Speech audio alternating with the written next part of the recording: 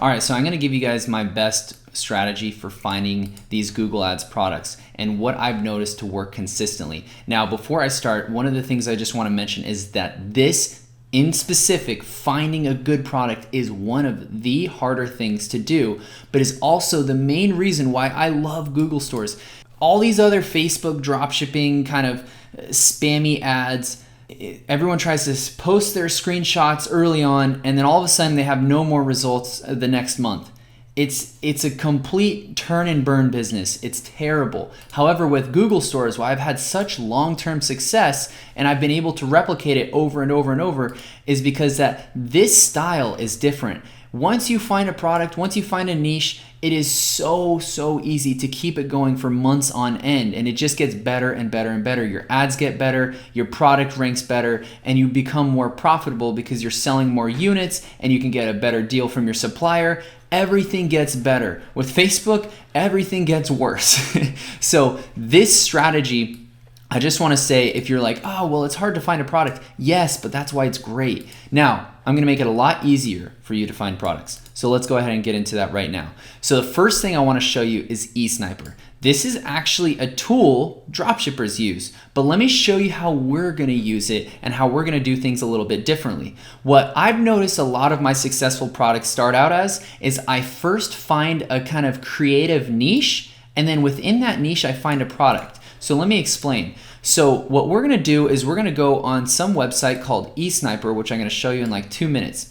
This is a curation of all these popular, winning, validated products. And so all of these products that they're going to give us, we're most likely not going to use. However, each product is going to give us an idea of the niche we're going to get into, right? So now, once we have a niche that seems interesting and we're like, I would have never thought of that, then we go and then we single-handedly try to go and search and find for products that are validated based off of our little checklist, which I mentioned in the videos before. So then once we have a handful of products that we like and niches we probably would have never thought of, we'll be like 95% closer to already finishing our product research. So the first thing I want to show you is eSniper. This is personally what I use. I like it. There's other websites that are very similar to this that just shows you a curation of popular products that are selling well via Facebook ads. But this is pretty simple. You can start a free trial, or actually you can start for $1. I'll have a link below. If there's no link, you just type in eSniper.com and it's right there. So let me show you how I use it. So I go through, and this is kind of inside the dashboard, and it's a curation of popular products. In fact, if I just refresh it, it'll probably already have a couple new products. Oh, no, damn it. But regardless, they pretty much refresh their products every couple of hours.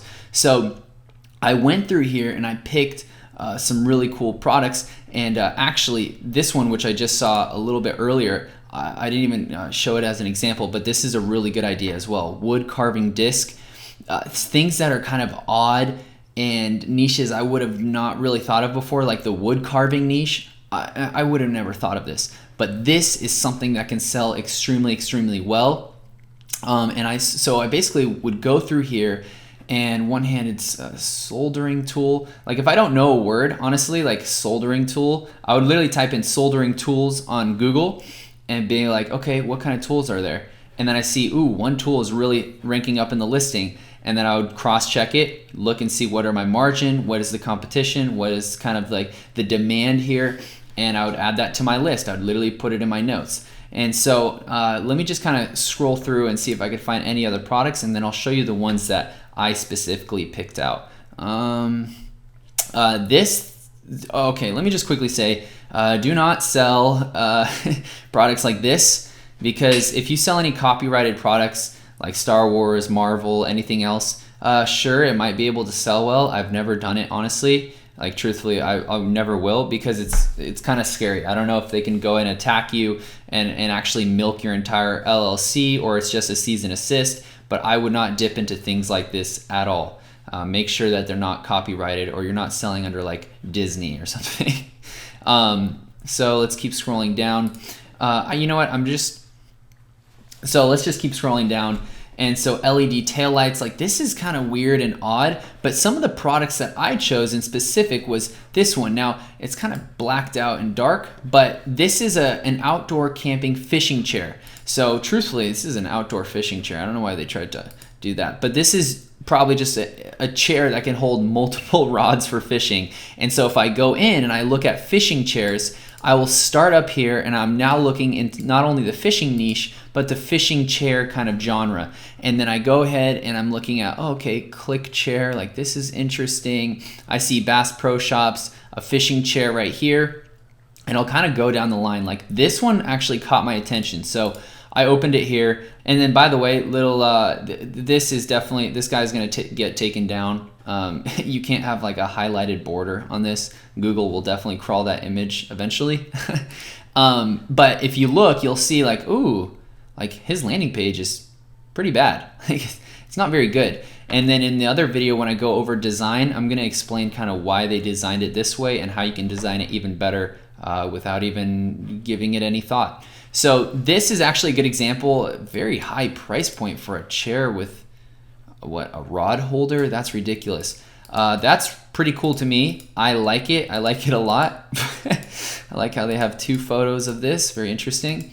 So this one is actually a security camera. I don't know why this is kind of dark on the bottom, but this is like the security niche is what I was more into. So I was like, ooh, security cameras. So I typed in security cameras and I was looking through and I was like, okay, this is interesting. And I'm like, well, maybe I don't want to sell a security camera, but what if I do a security camera doorbell, like something even more niched? And I'm like, oh, okay. So obviously there's Ring. This is very popular.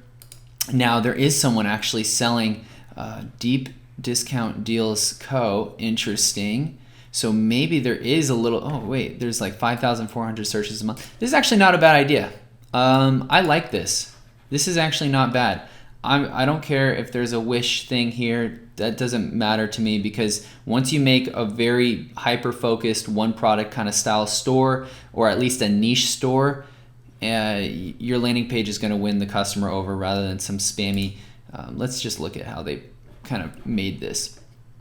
Oh yeah, see, this is yeah, okay. So this is fine. I know Wish is a big company and that's great, but this is not going to make anyone feel super secure about going ahead and getting some Wish item to protect their home. Like this, like that's just not going to work.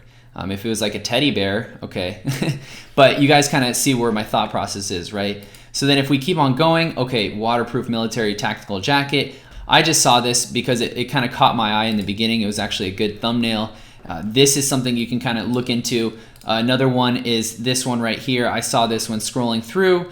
This is kind of mimicking a very popular company. I think everyone has already seen this, and it really reminded me. Now this is a little bit saturated, if I'm to be honest, but you can go into this idea and see what other niches are there. Because you know how in the other video I was showing you that roller, that kind of foam roller that vibrates? That's kind of something you could have found if you went through this, I guess, rabbit hole of, okay, here's a lookalike of Theragun. Like if I'm to show you, like this is where it's really mimicking, and you can see, oh, this actually might not be, oh, it's interesting. They actually did a good job for their listing.